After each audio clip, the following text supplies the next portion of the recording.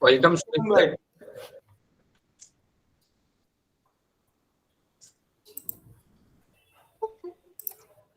So, sir, Yes, bhai. Good afternoon, bhai. good afternoon. Sir, can we start, sir? Yes, please.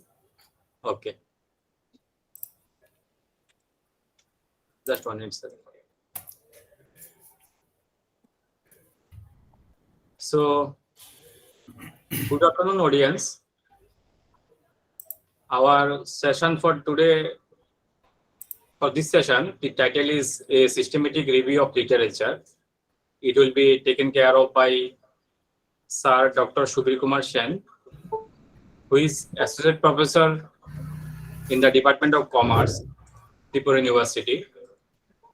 He has lots of publications in the domain of commerce and got good experience in business statistics, managerial economics, operational research, and competition in business. He has done MSc in economics and PhD also. So thank you very much for joining us. With Thank a you, brief Olaf. introduction, Nice please introductions. continue, sir. So may I start by? Yes, sir. Okay. My screen is visible. Yes, sir. So systematic review of literature session 9, it is visible, na? Yes, sir. Okay. Thank you. So let's start. So good afternoon, everyone. Today my topic of discussion is on systematic review of literature. And before starting of this one, I'm talking with my brother, Dr. Alok. That is mostly you are from master degree students, and some of you are from the research scholars group and the others. And there's a diverse audience from commerce, from arts, and as well as from computer science and the other science department. I shall try my level best to share my experiences regarding systematic review of literature. So first of all, I want to tell you one thing. So far as the review of literature is concerned, that has to be conducted in consultations with your supervisors only. Because since you are new to this particular topic, that is why there is a need of review of literature or other things are there. And there your guide will tell you regarding how to do this one and what to do this one. But till here we are sharing this one. I have taken this topic. Actually, I also want to learn something. Richard Feynman was there. He was actually from physics. Once he commented that if you want to learn anything, try to teach that subject. So that's why I also want to learn this one. So far as this lecture is concerned, first we go theoretically review this one. That is what is systematic review of literature. But until and unless we can learn how to do really this one in practical, then there is no use of this one. Because when I was a student or I was a scholar, then also we go by systematic review of literature, and that was done under the supervision of my supervisor, either PhD supervisor or MPhil supervisor. And according to her guidance and her guidance, we just go through some of the literature. And when I did my research at that time, Google was there definitely, but not so improved versions were there. Nowadays, many literature database are available there. But at that time, that was not available to me. So far as my understanding to review of literature is the traditional way of review of literature. But nowadays, what happens? Many things come, develop, particularly in the last 5 years. But theoretically, we can review this one. But until and unless we learn this one, it's really tough to understand that is what is systematic review of literature and why there is a need for that one. In front of the Tripura University campus, you'll find that one statue is there of Rabindranath Tagore. Once he met, I don't know whether he was from literature, but he was not associated with the systematic review of literature, I think. But for any subject, I can remember Rabindranath Tagore. That is, instead of giving a long lecture on matchsticks, it would be better to enlighten that lecture, matchsticks, so that you can understand what is a matchsticks is. So we try to do this one. So let's start this one. It's a very simple one. So as the review of literature is concerned, it depending on the nature of research questions. That is what questions you are asking. And accordingly, you have to do this one chronologically or thematically. Now, what are the research questions?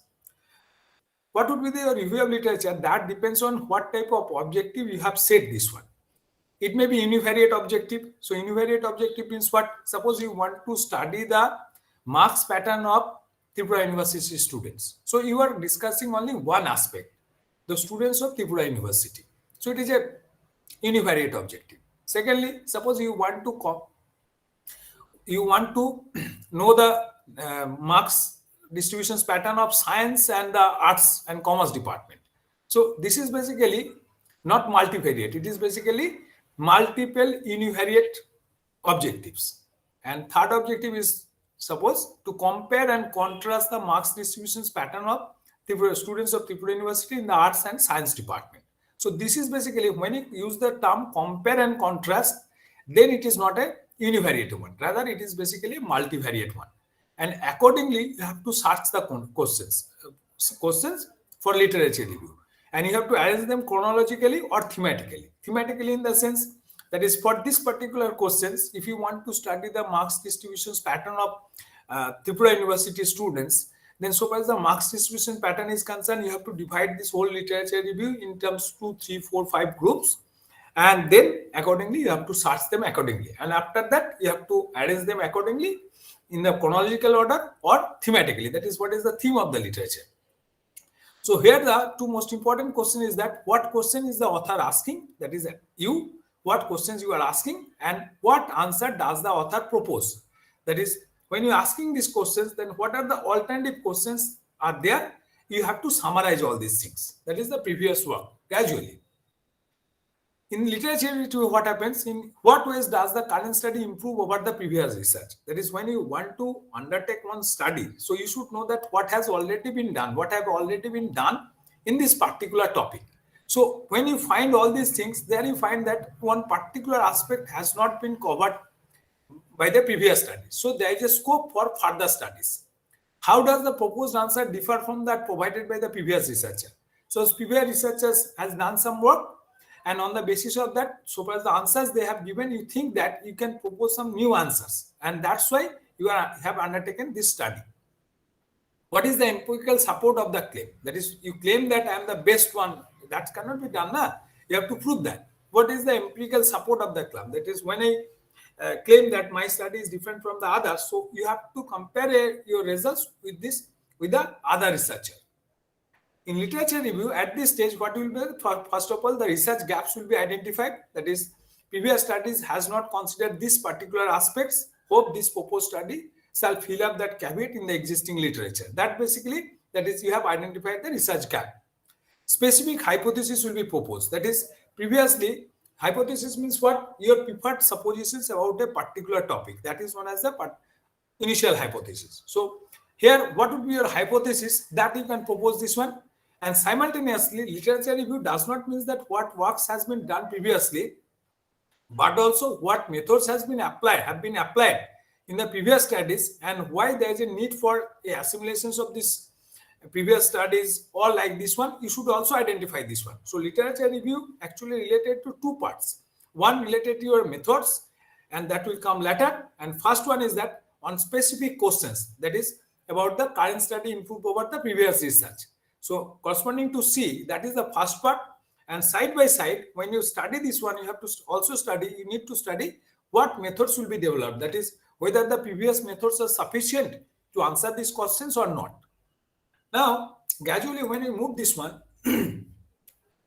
for a structure of literature review, if you consider this one, there are three parts as well as introductions, body, and conclusions or recommendations. Introductions means that is in a literature review, why you have chosen this particular topic, and such as the central theme or organization's pattern is there. We'll discuss this one very soon when you consider a literature review. That is, we arrange the literature review using the Scopus and Web of Science database. Then we'll discuss this part. That is, what is the theme of your study? That should be mentioned properly. And accordingly, so body means contains your discussions of sources. You have to study different sources. You have to summarize all these things. You club them, you cluster them, and on the basis of one of the clusters, you are discussing this one. This has been happened and this has not been happened. If this has been happened, that had been supported by author A, B, C, D, like this one. And if it is not been supported, then who has objected this one and what is the reason behind such objections? You have to all summarize this one. And when you go for a conclusions of the literature review, that means you are considering that what are the research gaps, that is in the previous research, what has not been done. Now, before we go for a structure of literature review, we should know that what is not a literature review. That is most important one. First of all, it is not an annotated bibliography. Annotated bibliography means it is basically the first stage of your literature review, where you basically arrange all the source materials.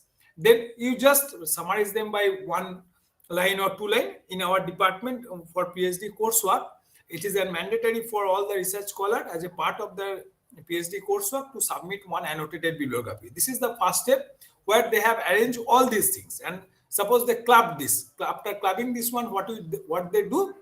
That is thematically, suppose the whole literature review is divided into 4 or 5 parts. So in part 1, he or she summarize everything and then put the references, that is these are the references has been considered and this has been written there. In this way, this is the first step. And this is not a list of seemingly unrelated sources. This is not like that in my review of literature. What we do, I collect here and there some of the literature and no meaning that whether they are related to the specific questions what I have asked or not. No way that is related. I just summarize them. That is also not literature review. Sometimes we think that a literary survey containing author's bio, list of works, summarization sources. Nowadays it is not so common, but we think that 5-6 years ago, so when you write the review of literature, including the teachers also, this was basically done by Professor Dr. Alok Rai and Subir Kumar Sen. You need not write this one. You simply write this one, that is this work has been supported by Ray and Sen, and then give the citations. That's enough, because you need not write professors, doctor and eminent professors from Harvard University and eminent scholar from China. You need not like all these words. So literary surveys containing author's bio, list of works, summarizations of sources, it should not be written.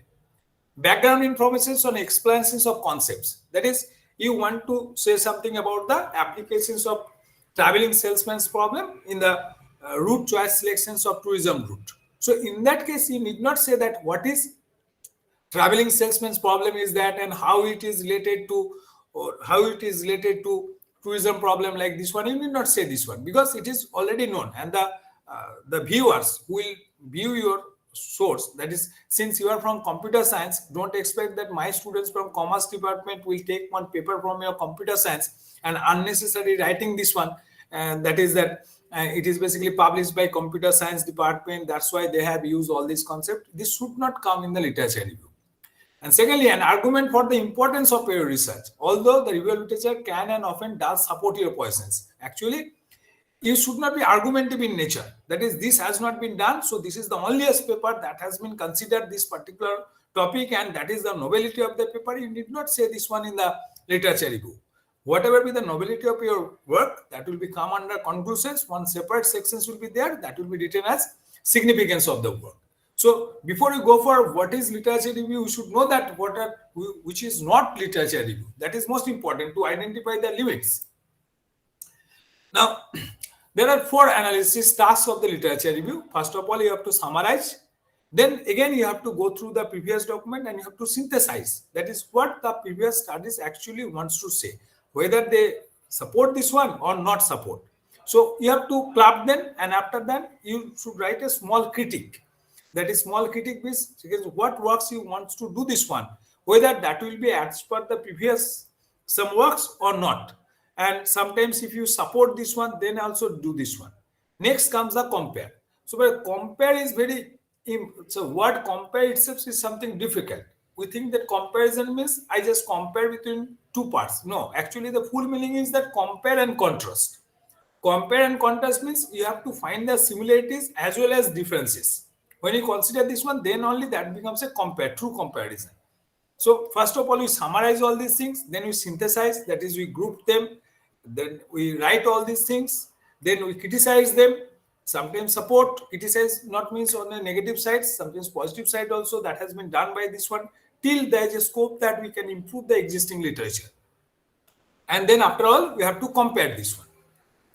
Then, so as the organizations of the literature review is concerned, first of all, you have to go to the particular topic. First of all, you go to broader topics. Then you have to subdivide it, this one to subtopics.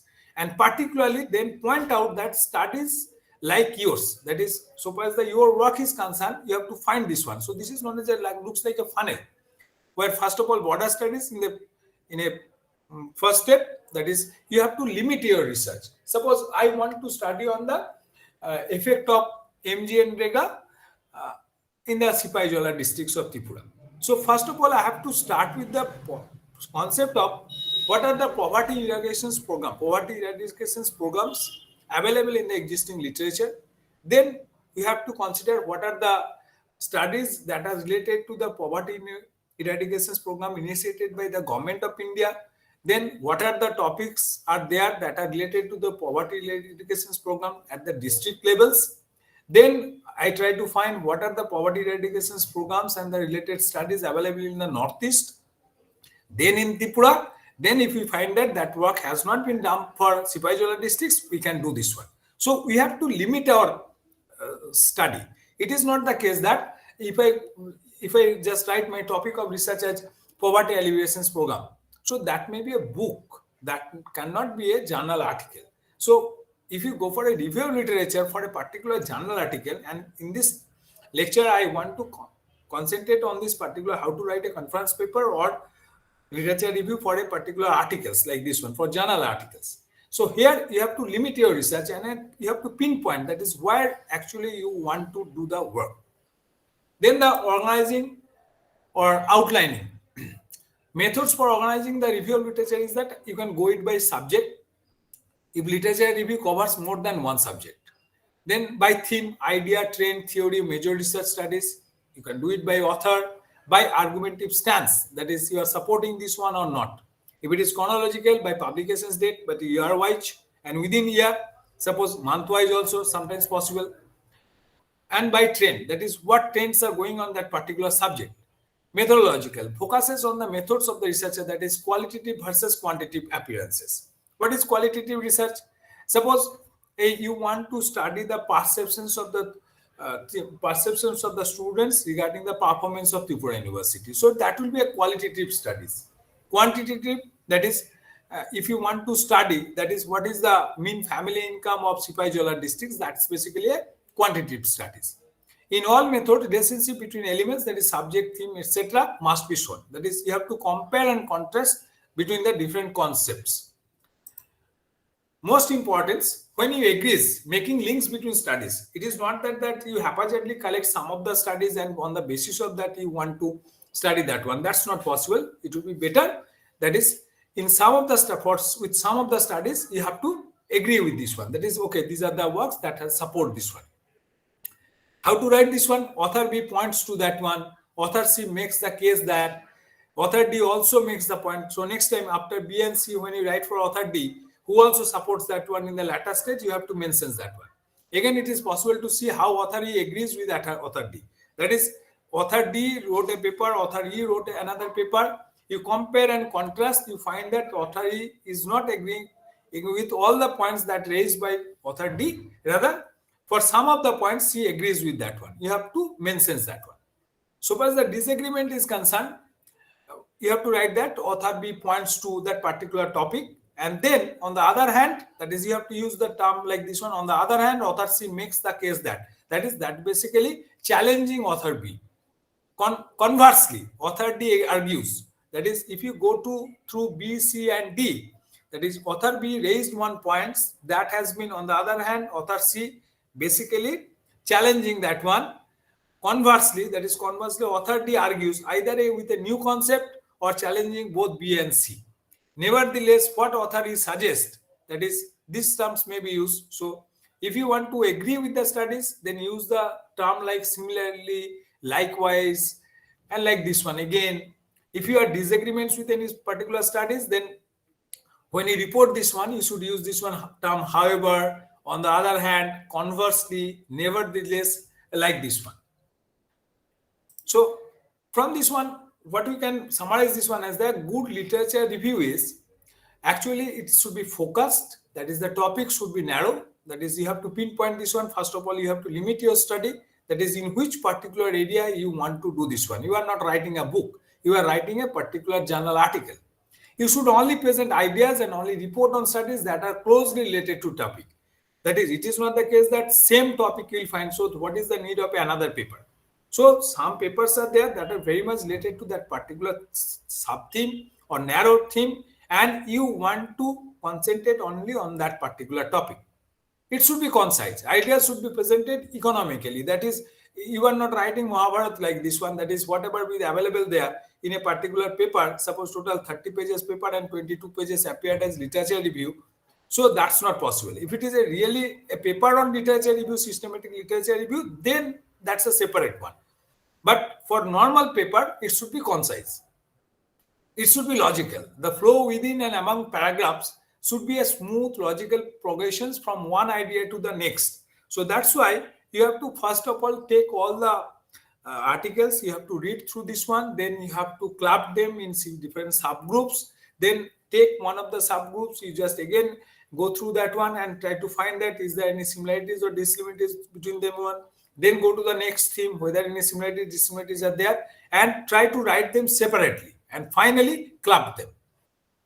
It should be developed. That is, don't leave the story half told. That is, if you want to really tell the story, it would be better to tell the story fully. Otherwise, it is not of no use. Next, it should be integrative. Your paper should stress how ideas in the studies are related.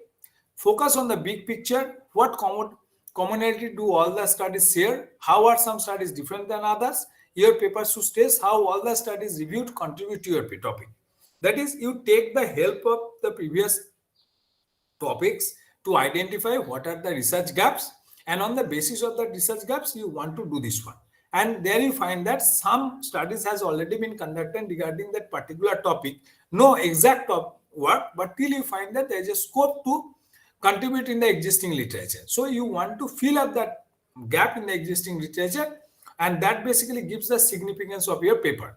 And finally, current. Your review should focus on being done on the cutting edge of your topic.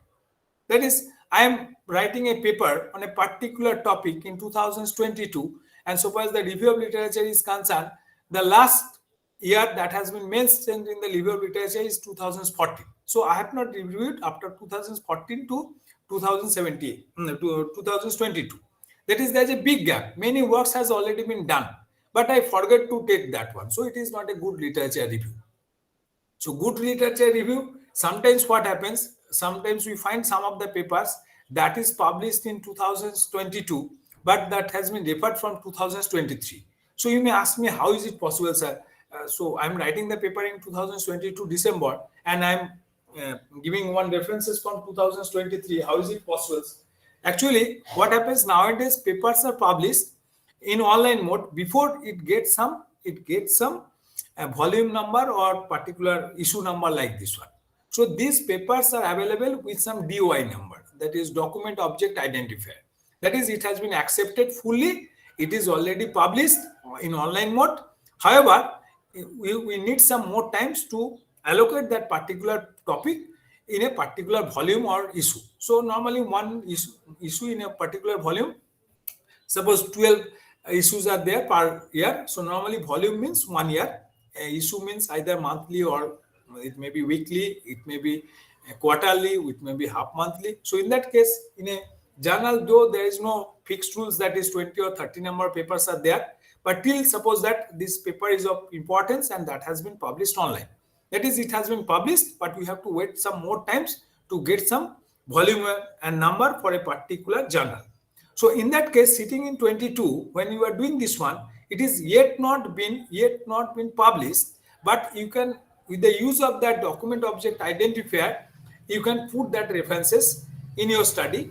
So once that has been identified, and since DOI number is there, in the latter stage when someone is checking your paper and I find this one from DOI, they can find that when it was published or like this one. So you can use some future date also. When I was a researcher, this facility was not available. So first time when I see this one, so that was really a problem.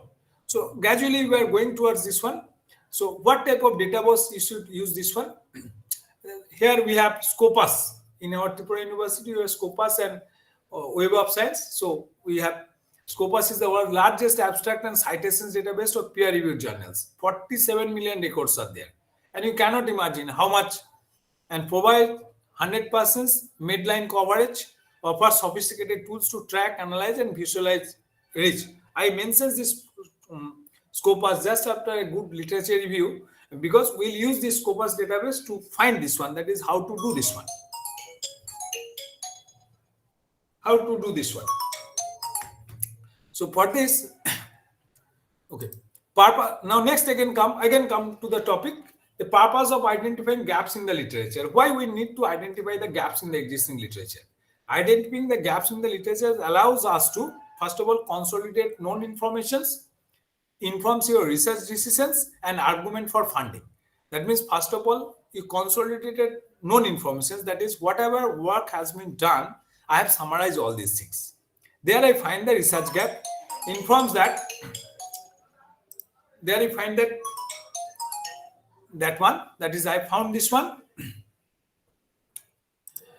informs your research decisions, and finally argument for funding. That is, sometimes when you work for a particular topic, you need some funding also. It is not possible to just go in social science. In our cases, it may possible, but those who are from computer science or from the science background, based on some lab-based activities, it is hardly possible for anyone to conduct any research, even if he or she can identify the research gap.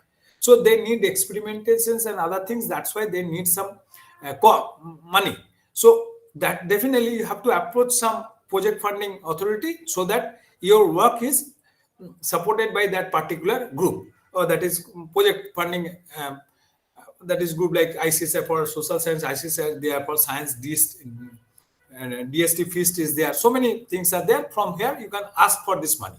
But before that, you have to give the justifications, that is why this work is needed to be conducted and why this money is required. So for which you have to submit your proposals. So first of all, consolidated known information on the basis of you find the research gap, then informs your research decisions, that is I want to conduct a study and why you are conducting for this one.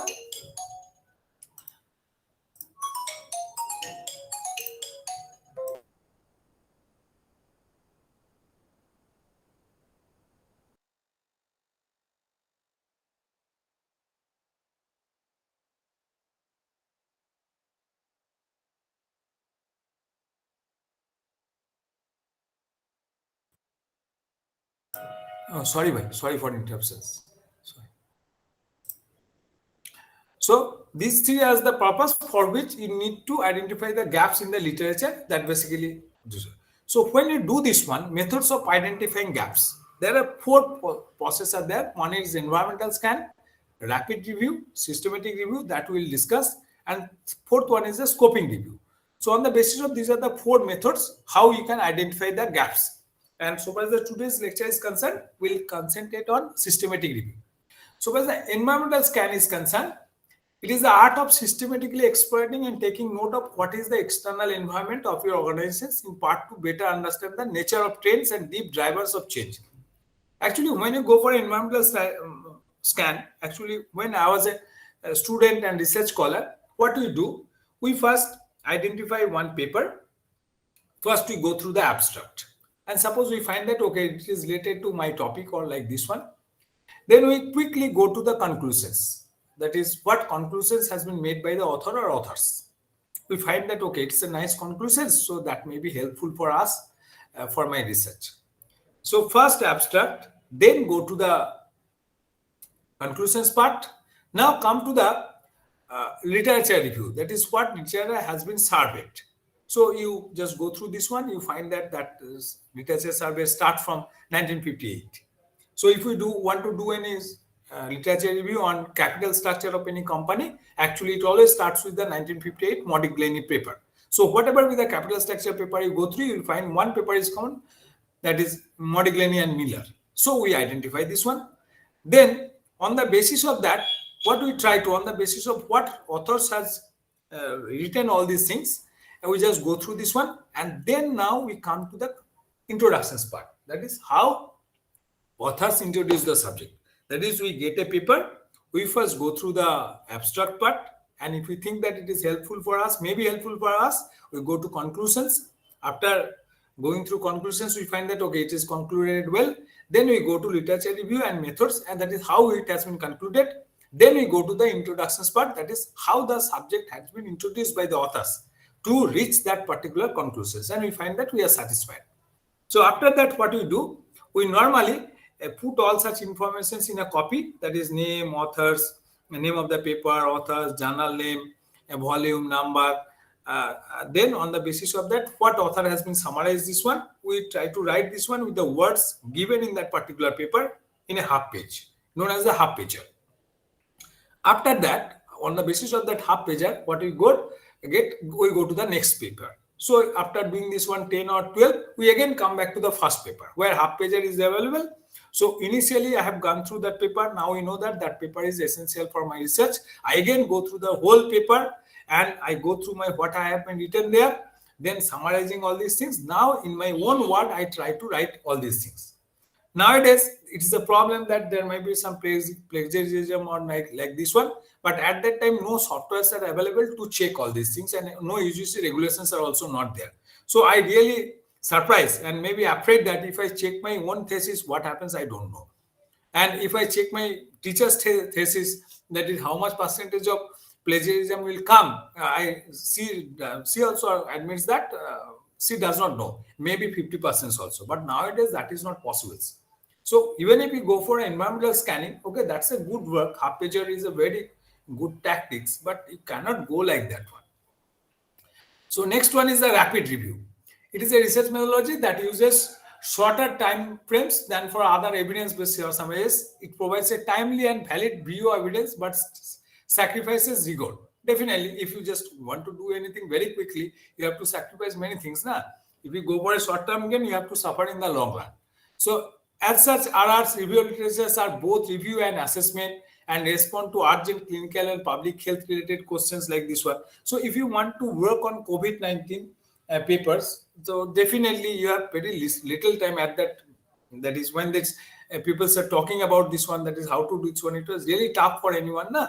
And that is go for a detailed review literature. At that time, the need of the time was to develop one vaccines. That was the most important. So in that case, you have to go by rapid review so that you can get a chance, so you can develop this one. Okay. Finally, the systematic review. It is an investigation of a clearly formulated questions that uses methodical and explicit steps to identify, select, and critically appraise relevant research, and to collect and analyze data from any appropriate studies that may be found. I admit that when I was a researcher, no such systematic review system was available. And that's why at the beginning of this lecture, I tell you that actually I also want to know what is systematic review of literature. And now there's several frameworks are there. We will use one of framework also. I particularly choose this topic just because I want to learn this systematic review in practical. That's why I have chosen this one. So it is an investigation of a clearly formulated questions that uses methodological and explicit steps to identify, select, and critically appraise relevant research, and to collect and analyze data from any appropriate studies that may be found. But always notice one thing, that if you think that from the beginning you can go for any systematic review, that is not possible. This is the first loopholes. Though nowadays people are talking about systematic review, but it is really tough. You can do this one when you have already done some literature review, formally or informally, more or less you have haphazardly done all these things. You know somehow that is there is a possibility of working here. That is, you already conducted some sort of review of literature, then only you can proceed further or not possible. From the day one, with a new topic, if you think that I'll go by systematic review, it is not possible. Because how you clearly formulate the questions, research questions, that is, it is not possible. How you quickly appraise relevant research and how to collect and analyze data from any appropriate studies. It is not simply just like I am collecting data and on the basis of that I am doing something. It is not like that one. Rather, you must have some idea. Then when you explicitly try to do the systematic review, then only it is possible. What are the learning outcomes of a systematic review? First of all, what is a systematic review? What is the difference between a systematic review and a traditional review? Why are systematic reviews important, and what are the steps in performing a systematic review? Actually, in this lecture, I'll I'll concentrate on this number 4. What are the steps in performing a systematic review? But here you should know that what is a systematic review and the difference between systematic review and traditional review. So until and unless you go by a traditional review, it is not just like what we did during our student days or as a research scholar. It is not really possible for go for a systematic review. So those who are the newcomers in this research, those who are from the first year or second year of MCA batch, or for the first in the coursework of their review, that is in the coursework part, or just completed the coursework, please don't go for a systematic review of literature paper. That is a pure paper that is basically devoted to systematic literature review of a particular questions. Yes, you can do this one in the last 6 months of your PhD. When you know that what is the topic of your PhD, whatever traditional review you have done, all these things has been done, you have some idea, then only you can go this one. But on the day one, don't try to do that one. Okay. So, unique characteristics of a systematic review, clear inclusions and exclusions criteria. What I am talking about this one, if you don't know that, what is systematic review, what is traditional review, so it is not possible to find this one. That is, what are the inclusions and exclusions criteria, that is which paper I have to take and which paper I should not take. You should have a clear-cut idea. But is it possible on a new topic, you are starting this one, how to set the inclusion and exclusions criteria? Not possible. Explicit search strategy. Yes, we can do this one. Some Boolean search, we can do this one once we know this one. But first one is concerned, clear inclusion and exclusions criteria, you have to set it. Third, systematic coding and analysis of included studies. Whatever you have done this one, that is systematic coding and analysis of included studies, that is how to include some Boolean operators are there, you have to use this one, just like and, or, some terms are there when you search some literature from the Scopus or Web of Science database. Next one is the meta-analysis, where possible. This meta-analysis means you have to cluster them, you have to club, then on the basis of that you can find that there is a gap like this one. So these are only possible, not at the first year of your master degree studies, that is when you undertake any PG postgraduate dissertations topic, don't try to do this one at the first stage. Yes, you can do this one, can try this one after certain time, but not at the beginning. Those who are in the PhD, that is those who are the research scholars, please try to write a paper, systematic review of literature on the particular topic where you are working. But it is just before submitting your thesis, not at the beginning. Otherwise, it will create problem. That is you'll be totally out of control regarding with the information's explosions. That will be information explosions. Here, it is basically what is the meta-analysis. This is not related to the social science, mainly related to the, that is optional component of a systematic review. Here, you can do one thing, a statistical analysis of results from individual studies. It may be, suppose you are working from the microbiology department or life science department or physics or chemistry, then it may be very helpful. But for the social science people, it is not of any use because you cannot compare the results. That is, what is the vaccine sustained rate like this one? Some rate has already been proposed, some studies has been done. So for them, it is basically useful. Normally, it is not useful for those who are from social science or from mathematical science background, normally. So if I compare that after these discussions, if I want to compare the traditional and systematic reviews, there you find that in traditional reviews, it is basically subjective. And that is, we go through the whole literature and try to find this one. There is a broad questions. That is, I want to know the determinants of capital structure for the manufacturing sector firms in India. And methods is unclear. That is, which methods I have to take. I really unclear about this one. Traditionally, it was the review system. In fact, I also follow the same system during my PhD also. But when I become a supervisor, nowadays, when this type of tools are available, I try to maintain some sort of systematic review. But during my time as a scholar or as a student, it was not possible for me because these tools were not available. Under systematic review, it is objective oriented. That is, you know what are the research questions before starting that one. Then narrow questions. That is, you have narrowed down the questions. That is specifically particular topic oriented questions.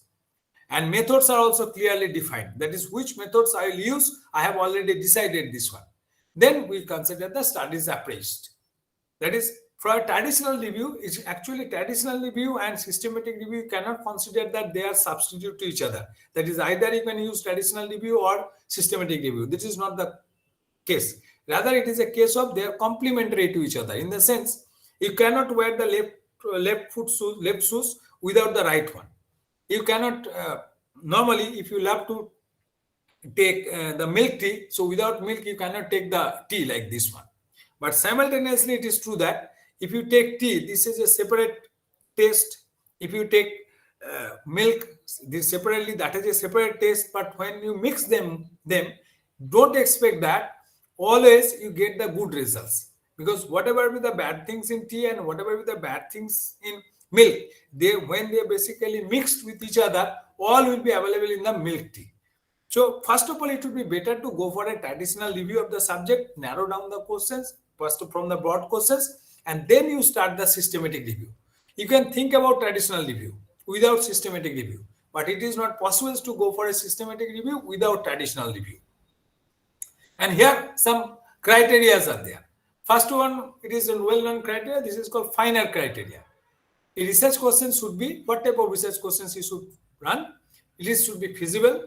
Yes, you want to study something that is feasible. Otherwise, if you take any research questions that is not feasible, so you cannot reach to a conclusions. Most of all, it should be interesting.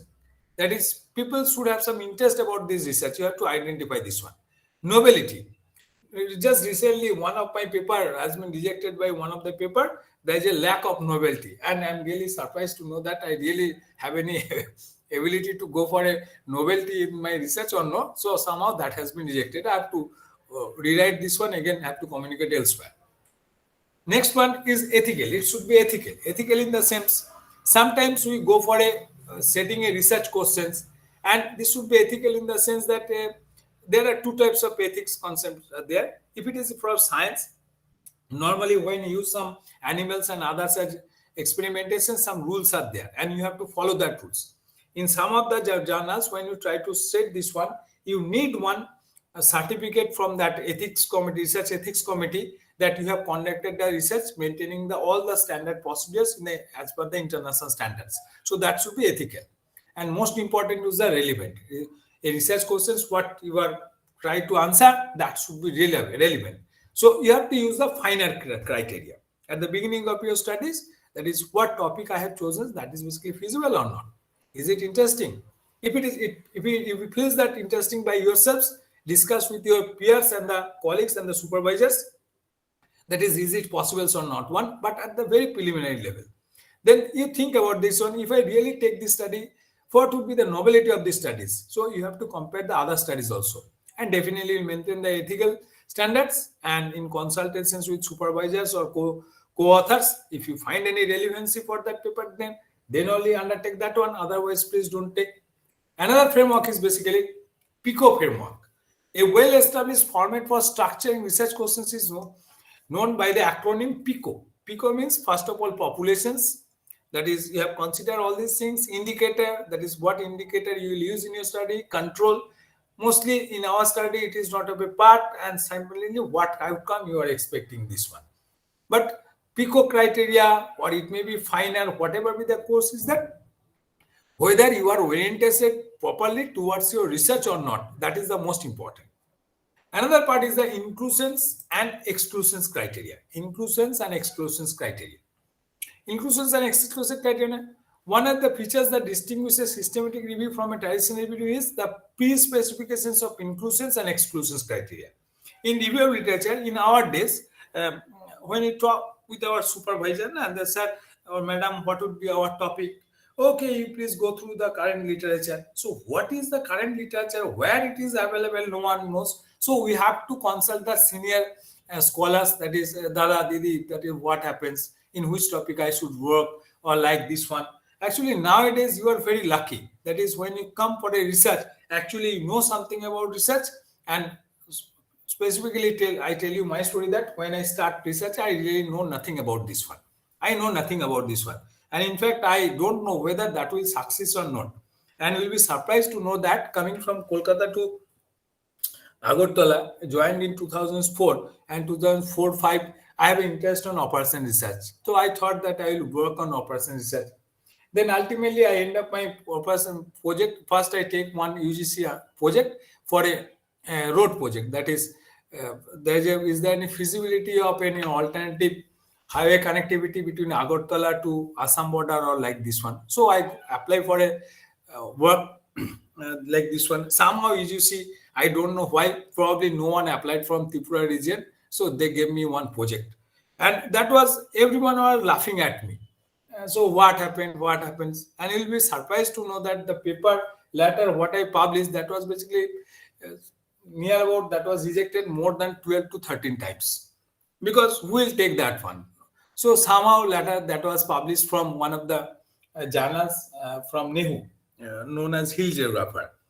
And I surprised to know this one. That is, my paper was rejected from near about 12 to 13 or 14, 15 times. I really forget that one. Nowadays, it is basically published from just a UGC Caliste. Nowadays, it is called a UGC Caliste journals. And it is nowadays, it has been referred in one of the journals published by LCP, near about 5 to 6 impact factors are there. My paper was rejected 12 to 13 times. But nowadays, what happens? It has been published. It is referred by someone after 7 or 8 years. I really don't know. I really surprised that whether that was a good paper or bad paper. I really don't know. Regarding Tripura, nowadays those who are from north districts or from Kamalpur like this one, you will find that there is a road project from Agartala, Khwai to Halahali like this one. One new road is constructed nowadays, and I think within 2 years you can go to Dharmanagar by 1 hour and 50 minutes, 1 hour and 30 minutes like this one.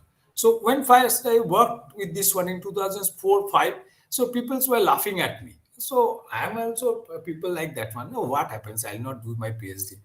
So once that project was completed, then my guide supervisor, he was also my teacher also. So he, at that time, somehow there is a formal, some people are talking about that road. So she told me that why not you take this one in a broader aspects, and somehow I completed my PhD as a applications of operation research in my topic. That is easily available. You can search this one, and not of a great topic like this one, but somehow I completed that one.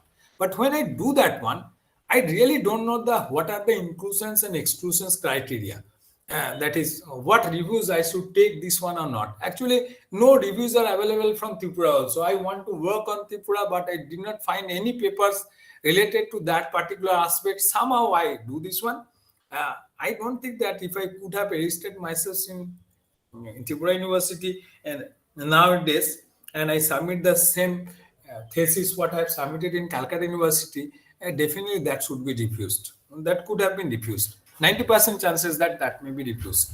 So one of the features that distinguishes systematic review from a traditional review is the pre-specifications of inclusions and exclusions criteria. In my time, that was not available. We have to write all these things. We give it to our supervisor. Supervisor cuts something, so include that one, don't include that one. But nowadays, that's not possible. What are the inclusions criteria? Here we have to use the Pico. That is, aspects of the research questions will be based on the Pico, that is populations, interventions, comparisons, outcome. This Pico is something different from the previous, what we have discussed previously, the Pico Framework. Populations indicator like this one. Rather, here we have to take this one as inclusions and criteria is Pico. Populations, interventions, comparisons, and outcome. On the basis of that, you choose the topic. Study type, whether randomized control trials or observational studies. So for social science, it should be observational studies. And sometimes in science faculty also, they go for observational studies, that they study something for a long period of time. And they study some of the peoples from long period of time.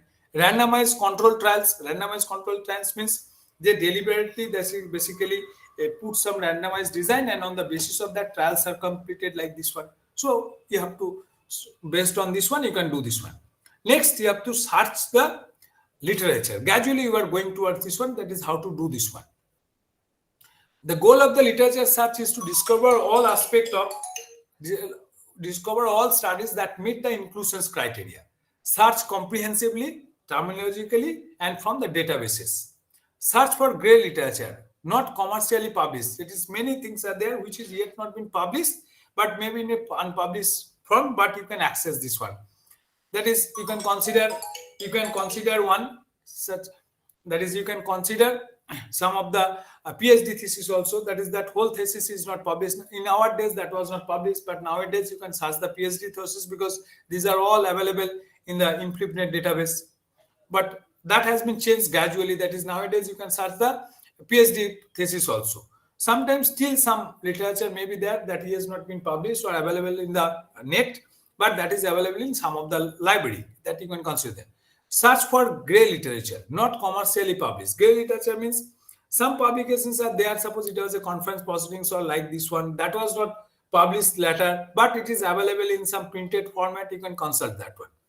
Search for unpublished studies, reduce risk of publications bias. Reduce risk of publications bias.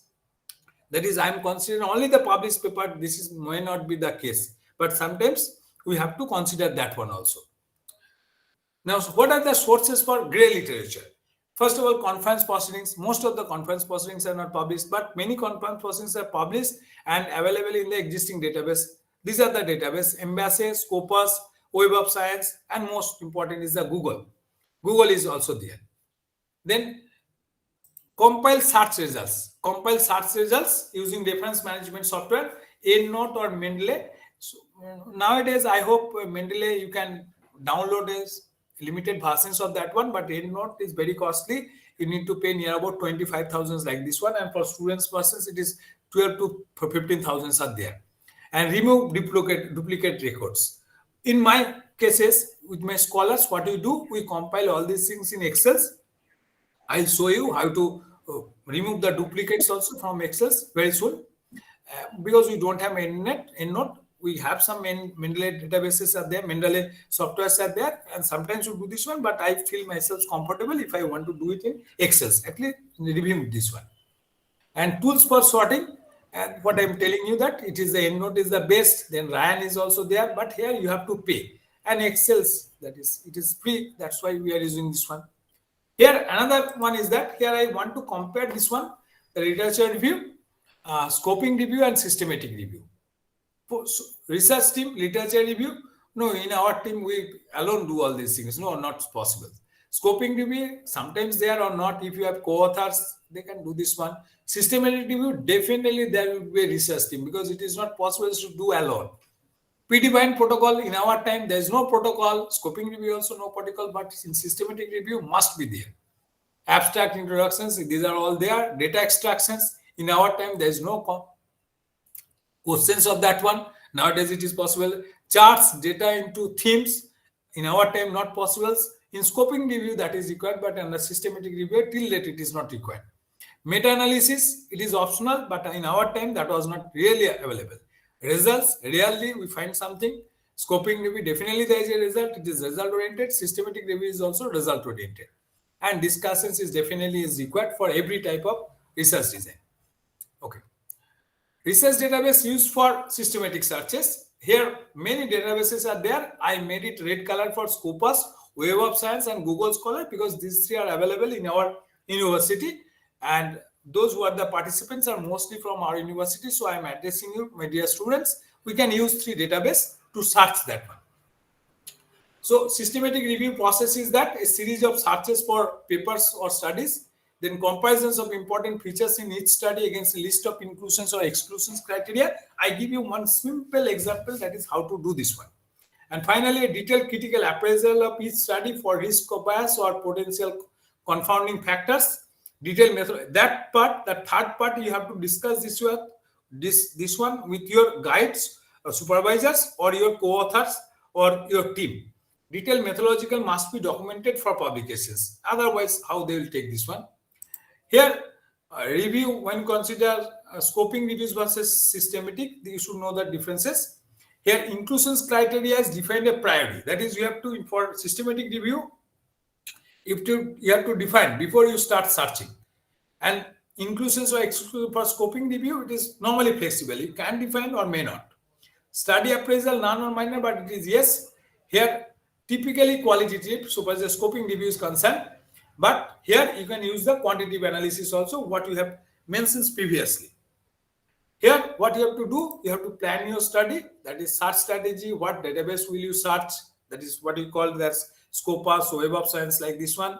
Inclusions criteria and exclusions criteria. What inclusions will take, including why we include them and why not to include them. That we have to consider this one.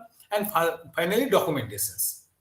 What are the Boolean operators we can use to search this database, and looks for articles that include all search terms, or looks for articles that include any of the search terms, not excluded articles that include specific keywords. That is, within this one, if we want to search this one, then we'll use this one. And here we use the PQRS strategy. P means preview, preliminary reading, what we are talking about, reading abstract, introductions, first sentence of each paragraph, and conclusions. That is, in our time, it was abstract, then traditionally come to conclusions, then we go to the body, and finally introductions to know that how the paper has been written. Questions. What do you need to find out? What are the main questions and conclusions of the paper? Are these paper alternative interpretations of the literature? So if you have already done some literature review, you can get these answers. Reading. Be active. Search for answers to the questions. Be asked. That is, be active means, that is, you should know that is what answers you are searching. So that should be there. Summarize. Take selective notes. Use color and space to organize. That is note template. Or instead, we can do this one in your copy. That is the best one. So PQRS out of that, summarize. My suggestion is that it would be better if you can use one separate copy for that one. That is, you take note of that one. So directly I come to here. Have I accurately represented the author's views? Is source material research current and relevant to these topics? And need not audit about this one. Once you write a review of literature and send it to any of the journals, the point they will raise all these things, that will be enough. More than 10 number of supervisors, and you will sometimes find that whatever we have submitted, what our reviewers are expecting from us. Are they expecting any novel from us? You will be surprised sometimes. And sometimes you will be surprised that your reviewer 1 accepted everything, reviewer 2 after certain thing accepted this one, suddenly reviewer 3 comes and just declared that all these are null and void, and based on the report of that reviewers, you will find that your paper is totally, faltu. So, and editor will say this, I'm sorry to inform you that the views of the reviewers 3 is my view, so I'm afraid that I'm rejecting your paper. And forgetting that reviewer 1 and 2 has already suggested that your paper may be published. So, okay, that's a separate one. So, if you go through that one. Finally, though, this is the research questions. Then search keywords, resource database, SLA process is that. Then we studies, inclusions and exclusions criteria, then filtering, and proceeding in this way, we'll going through this one. SLR process means studies, inclusion, exclusion criteria, filtering, primary studies, analysis, synthesis. But it is really very tough for me also to identify, but this is the systematic literature review process. Let's come how to select them. Selecting studies. Keep accurate records and track. Give a summary of the total number of records identified in your research. That is most important. Identify the number of excluded each stages. Provide reasons for any articles excluded. Present a Prisma flow diagram. That is the most important. Nowadays, it is very common. And keeping records template. So what is the Prisma statement? It is just like this one. This is a flow chart. I will show you how to create this flow chart and how to do this one. Records identified through database searching. That is, you found this much. Additional records identified through other sources. That is from, suppose, Google or like this one. You club them. So total record is like this one. Then out of that record screen, all are not available to you. Yes, you find this one. Some are excluded. Here, duplicate may be reviewed also in second stage.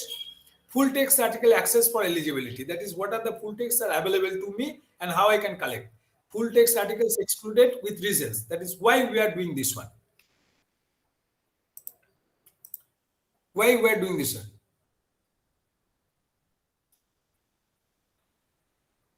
Hello, sir. Jiaul Hussain. Hello, Jiaul Hassan. Hello. Yes, sir. Okay, I'm sorry that I'm going too fast. Actually, the covered topic is too much. Now I have to show my the practical part also. Sorry, bhai. Okay, sir. No Please issue, cooperate, sir. bhai. Please cooperate. Let me start this one because within 1 hour and 30 minutes it is not possible. The topic is too large. So if I don't give you the introductions, so if I just go to the practical part, there will be a problem. Sorry, bhai. Okay, please. Okay, I'm just completing this one and directly go to the practical part. This is the most important part. Prisma statement. That is the code you have identified, and I'll show you the code also. That is how to do this one. This is the last one, and let's try to do this one. So studies included in qualitative synthesis, and finally studies included in quantitative synthesis like this one. So this is the framework. If you present this one, then only you can do this one. So what you prefer most? Let me conduct that one, and then after that show you how to prepare this one. Or let me first tell you how to prepare this one, and then we conduct the study. What do you prefer most? Anyone? That is in practical part. I show you first how to prepare the Prisma flowchart. First, then I use the Scopus and Web of Science database for any particular topic. Or I should first go to Scopus and Web of Science and database, and then we come back to here. Which you prefer most? Anyone? Anyone, bhai? Anyone, bhai? In practical part, whether I should go by just by that Prisma framework first, and then Web of Science and Scopus database, how to do this one? Which one prefer you most? So first of all, sir, very good afternoon. This is Mustafa Fedu. I think first of all, actually, we should go through the databases. Yes, but before that, then actually, we'll come back to this one, na? Yes, sir. Okay, let me do this one. So I'm opening one database. What we are talking about? Scopus.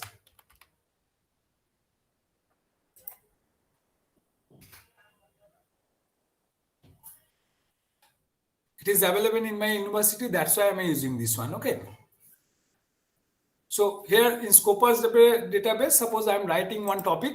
Actually, this is the topic of one of my scholar. Suppose I write performance in AND Boolean operator, evaluation, and banks. Suppose I want to study on performance evaluations of banks of India using multi-criteria decision-making problems. So what do we do? I search it first. Okay. So total 3603 documents results are available. Per pages 50 huge documents. So actually that basically what they have searched. Actually, if I edit this one, this is called title IBS keys, performance, evaluation, and banks. In which papers or huge conference papers, in which abstracts these are available, they have searched this one. So let me confine this search. So we start with 3603. So first number of results, what we have considered this one. Look at here. In this paper, records identified through database searching. In the first one, this one, we have identified this one. Now, it is a vast topic. It is very tough, this one. So we have not used this one, India. So how many studies are related to India? Let's find this one. So within search results, search within the results through 3603 reduced to 462 documents. So I want to conduct a study on that is performance evaluations of banks in India using multi-criteria decision-making problem. So performance evaluation banks, India, it comes, and finally I write this one, it is MCDM, that is multi-criteria decision-making problems. So 3602, 462, and that ultimately reduces to total 21 documented results are available. So these are the only 21 documents results are available. You do one thing. I just simply copy this one in Indian respect. I copy all these things. That is, I just select these 21 documents, and let us export this one. So I can go for a CSV, I can go for a plain text, I can go for a rich format also. I simply take CSV. Authors, document title, year, source title, volume, DOI, serial ISSN number if it is open, not required, cut this one. abstract, author keywords, index keywords. All three are required. Why these are required? Even if you don't take the author keywords, that does not matter. I don't take this one. I consider authors and index keywords. And remaining, I just forget. I don't include this one. Here, include references are also there. I have not taken. I just export it. Let me export it. So I have exported this one. Now I am doing the same search here also. Same search here in Web of Science. Web of Science. I am searching the same things. Web of Science. And here I consider performance evaluations and banks, evaluate performance and evaluations and banks in India. I search this one. When I search this one, there I find a total 108 number documents are there. If 101 number of 8 documents are there, I use MCDM. That is how many of them are done using MCDM. So here, directly from here, if I search this again, suppose I search it again, and there, just like that one,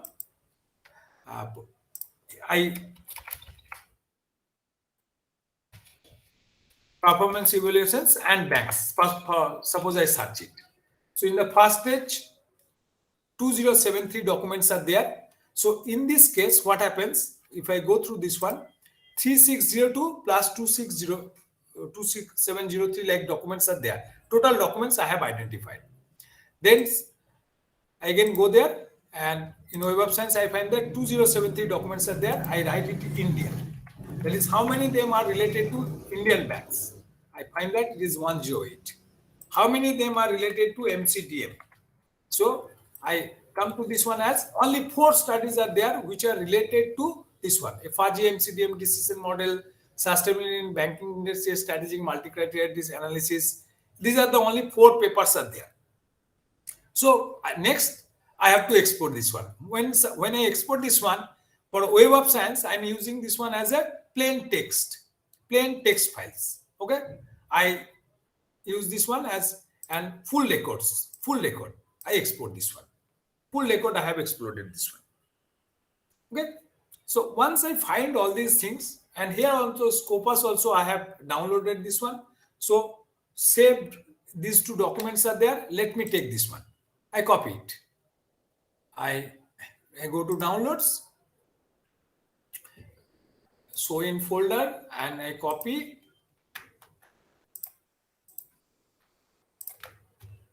Control X, and I put it in one of the this one. Suppose I put it in one VS viewer software there. I just put it there, paste it.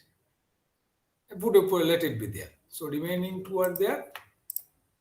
1 and 6 I delete. So I have only two things are there. Now let me do the analysis.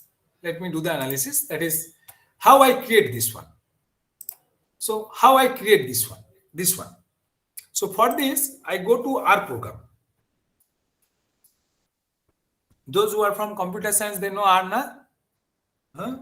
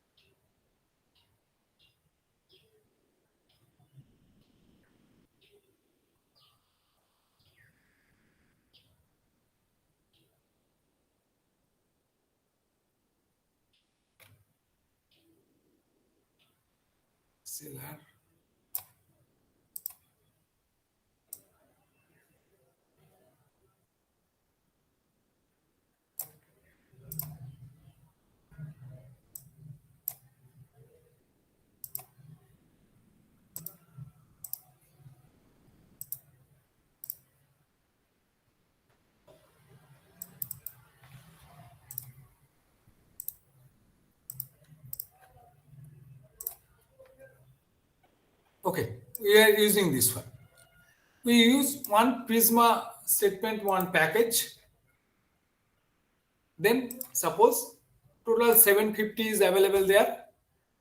So let me do one thing.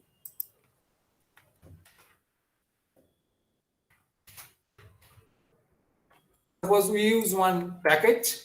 In our case, total 3602 was there. 3602 suppose initially there. Found other. I suppose it is 2703. 2703.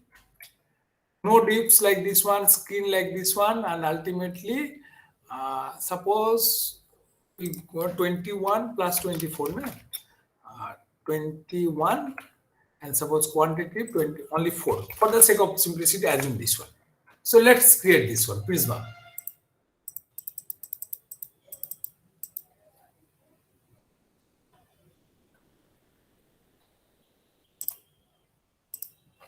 I don't know that will come or not. Yes, that come.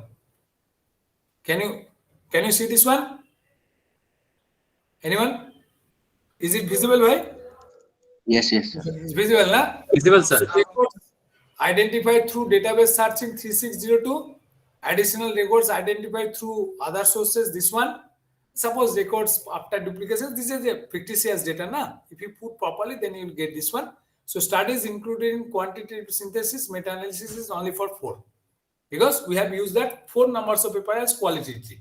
You can put the higher numbers if you can find in your own subjects. I have a limited time, that's why I show you this one.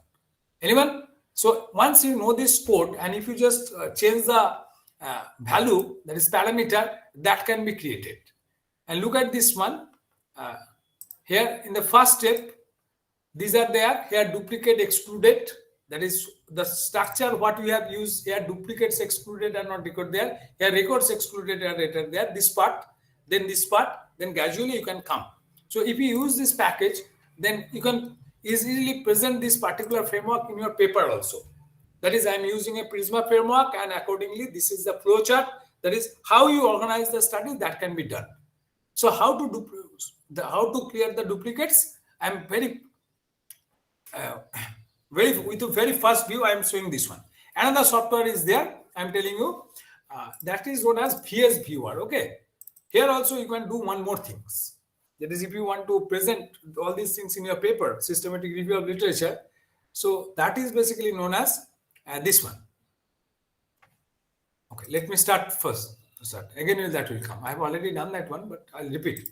So you can easily download it from internet. It is free of cost. Open source software.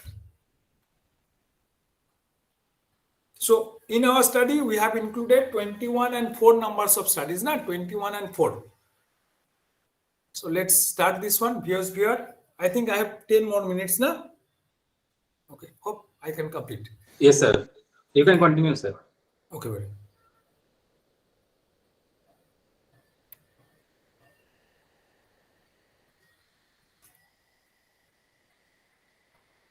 Okay. Finally, it opened. Okay. So I go to create a map based on a network data, create a map based on bibliographic data. Yes, we are doing this on bibliographic data. Next, read data from reference manager, read data from bibliographic database. Yes, we have used two bibliographic database, Scopus and Web of Science. So next, so as the Web of Science file is concerned, it was in .txt format. So I put it, yes, that was the .txt format. For Scopus, so I merged it with this one, that was in .csv format, general format. So I go to next. So here you have to choose the authors, countries, co-concurrence. Take this one. Index keywords, that is what we have used this one in a paper. What are the keywords that was there? Fractional counting, yes, counting method. And then I go to next. Minimum number of occurrence of a keyword is 2. In any paper, minimum at least 2 keywords should match. And if I go to only 1, then total 90 number of keywords are there. Of the 90 words, 90 meets the threshold. So different keywords are there. If I want to, out of this 25 paper, where minimum 2 keywords are matching, if I want to find this one, only 8 meet the thresholds. So let me do this one, later we will again come. So next one, number of keywords to be selected for each of the 8 categories. So number of keywords, 1, 2, 3, 8. So suppose 8 keywords I am selected. For each of the 8 keywords, the total strength of the co-concurrent links other keywords will be calculated. The keywords with the greatest total links strength shall be selected. Number of keywords to be selected. Yes, I am selecting any 8. clustering basically. So decision making, balance scorecards, AHP, benchmarking, investments. So I don't know this investment. Topsies, banking and finance. So I don't need this finance.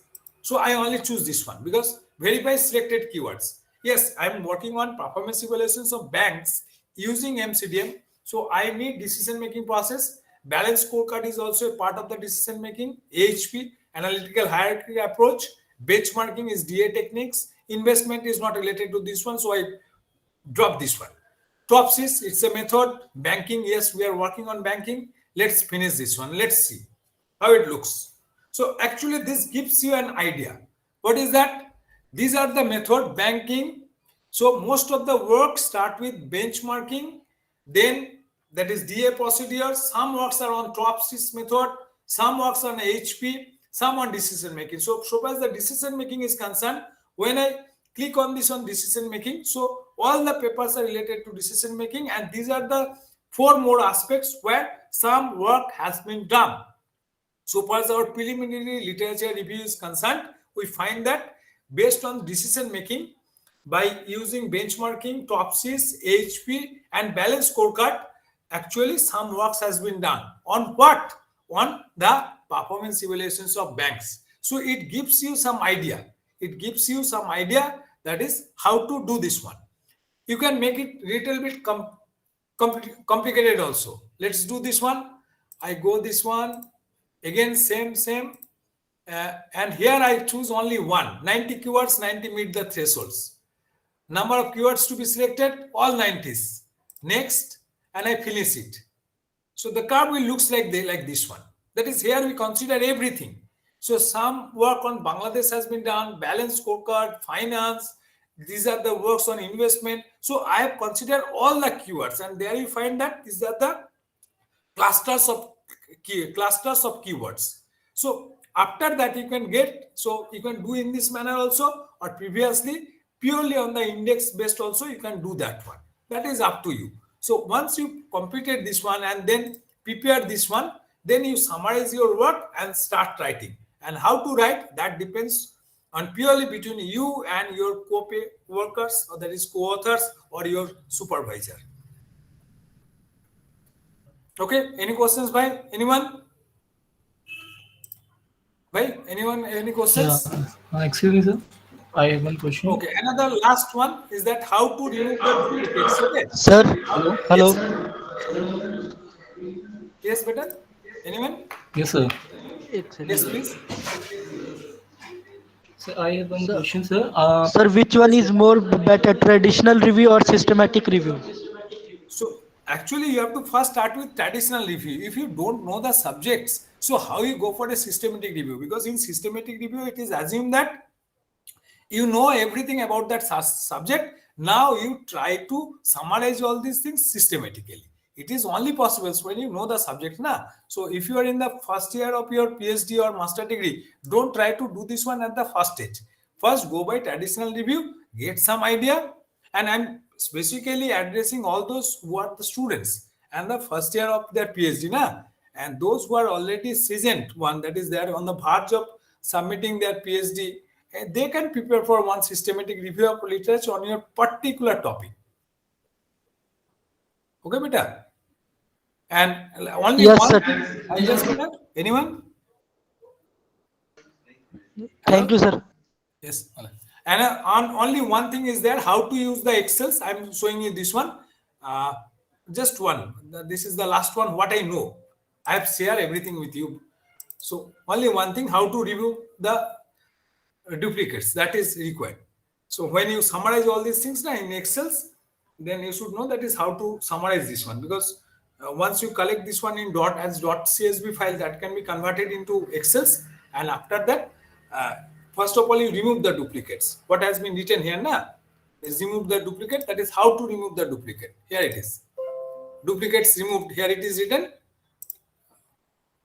This is duplicates removes. Here it is written how to remove the duplicates. Here it is a fictitious data. Okay. How to remove this one?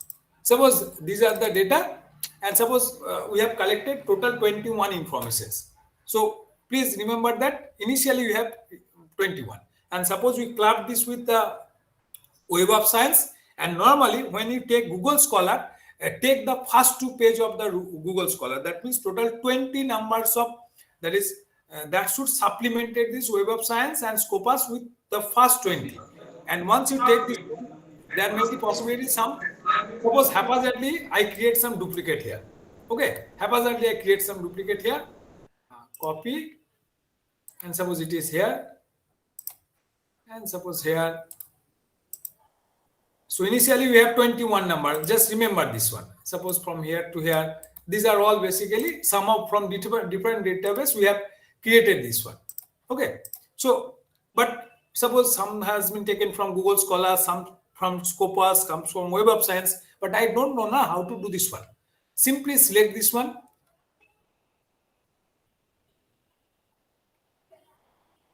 I simply select all these things. Then go to data in Excel. Here you find remove duplicates. And they ask you on the basis of what? So on the basis of, suppose I want to remove everything on the basis of author, because we have taken the same author now.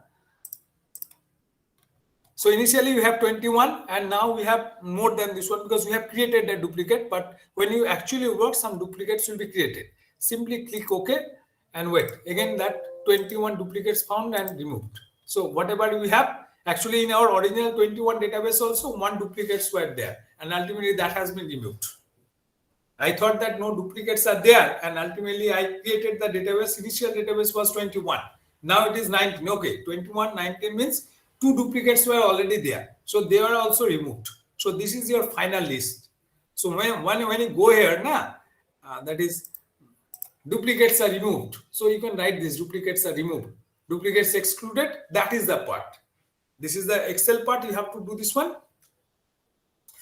Okay, beta, that's all for today. So I'll request audience to ask question to sir if you have. Excuse me, sir. I want to know what is the basis of this keyword selection in case of this VS Viewer. Oh, VS Viewer, no keyword selections are there. Actually, that depends on in between, that is you and your co-authors. You should decide that is what are the keywords we should take to analyze this one. In my topic, what I'm telling you this one, actually this topic, what I'm discussing this one, actually it is done by one of my scholars, Miss Priya Das.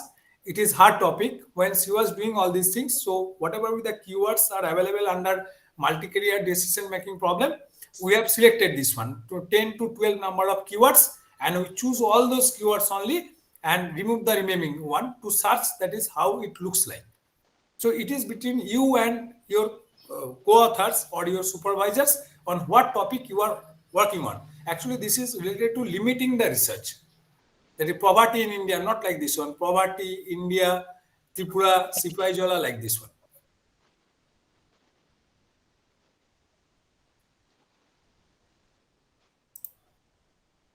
Hello. Okay, beta. Anyone? Hello. Yes, please.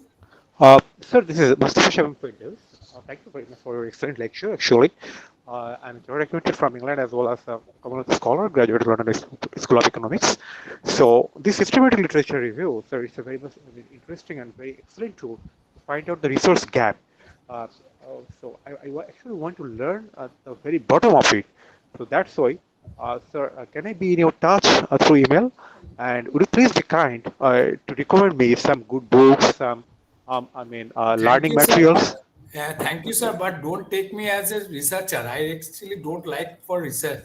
What I love is that to teach my students so that they can do some good research. But if you just go through my pages, I'm not a very good researcher. So you might have some confusions regarding this one. In case if you need any assistance for me, you can please mail me. I don't have any problem. But please don't thank you very much, take me as a researcher, good researcher. I'm not a good researcher. Even I love to teach. I may be a very bad presenter, but I love to teach, but not a good researcher. Sir, actually, would you please be No, kind sir. to If you have any recommend problem, us? you can contact me. I don't have any problem. Thank you very much, For any sir. assistance, you can contact. So, sir, any good books on the systematic literature review? Nowadays, it is available in some of the freely available books are there. You please search this one And later, if possible, send me a mail. I'll definitely give you the names. Right now, I Okay. really don't have that one. Okay, thank you very much, sir. And so, with your kind permission, I would love to be in your touch through email. Thank you very Okay, much, thank sir, you, for your sir. excellent Most lecture. welcome, sir.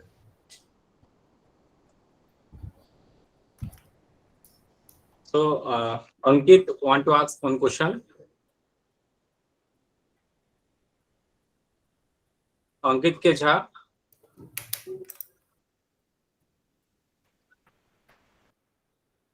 Mesengo. Oh, look, why you are basically Hello, sir. asking your students? Hello. Here? They are very happy after completions of this one. Let them go home. Why? Huh? Okay, sir. Anyone want to ask anything, or we can close here? Hello. That is the Hello, best option. Hello, sir. sir. Yes. What is ethical and relevant, and any example? What are the relevant literature now, beta? Hello? Ankit? Yes, sir. Ankit, are you talking about that is Hello. relevant literature, na? Sir, what is ethical? What is? Hello. There is a network issue, why, please? Ethical and relevant, and any example, sir? Okay, ethical and relevant. Since I am from social science, I can give you one example, okay? Suppose my p value, that is the in statistics p value is suppose my 0.356, and actually 0.356 are not basically helping me to get the desired result. So I change it and make it 0.0354. That is basically the unethicalness mostly found in social science research. And regarding scientific research also, you know better than me, that is in scientific research sometimes we manipulate the data, manipulate the results like this one, na? That sometimes happens. That is basically the ethical concept of the research. It is expected that when you conduct any type of research, either in the social science or in the computer science or in mathematical science or life science, it is expected that you maintain integrity and honesty in your research. That is what you have done. You are just reporting that one only. That is the ethics, research ethics. Okay, sir. Okay. Hello, sir. Yes, please.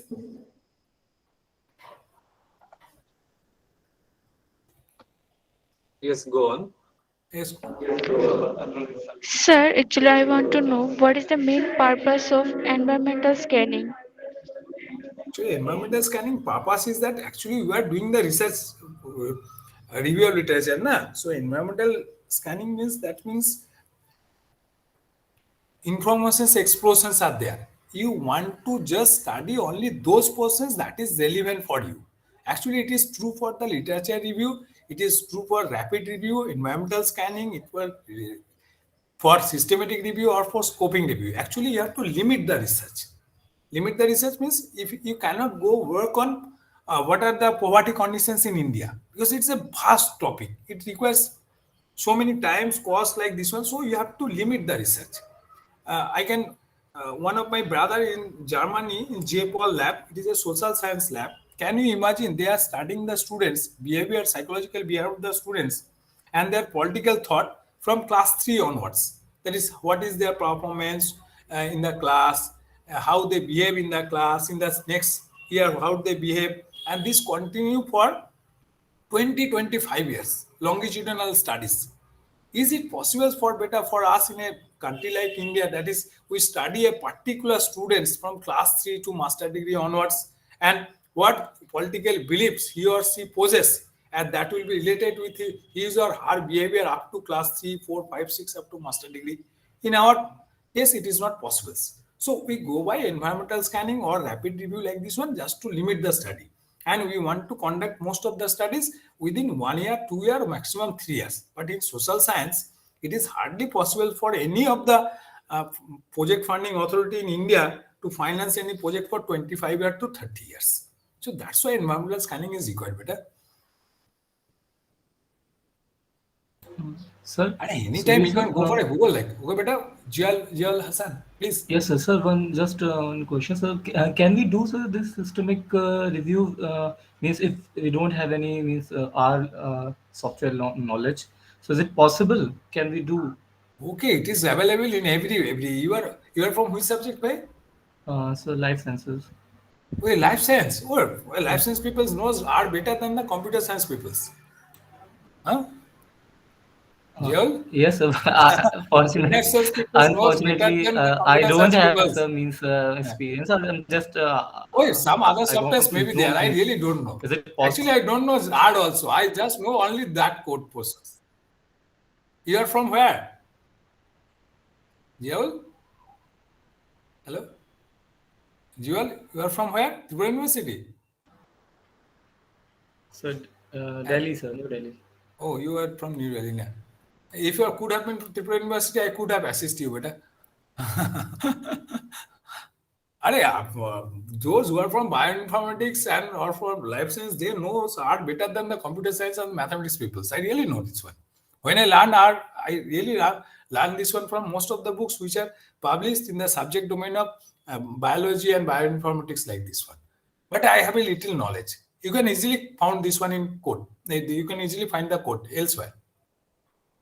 Or in case you require, you please send me a mail. I'll give you the code. Okay, sir. Thank you. Okay. Oh, look, next session is coming and they are also feeling bored. Please allow them to take some rest, bhai. No, sir, your lecture is quite excellent, sir. No, bhai. And we are really very pleased to be in your class. Thank you very much.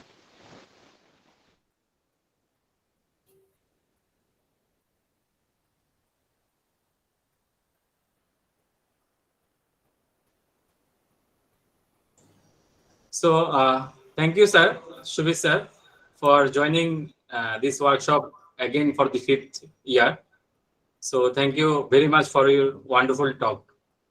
Thank you, Alok, for providing me the opportunity to interact with the students. Thank you very much. Thank you, sir.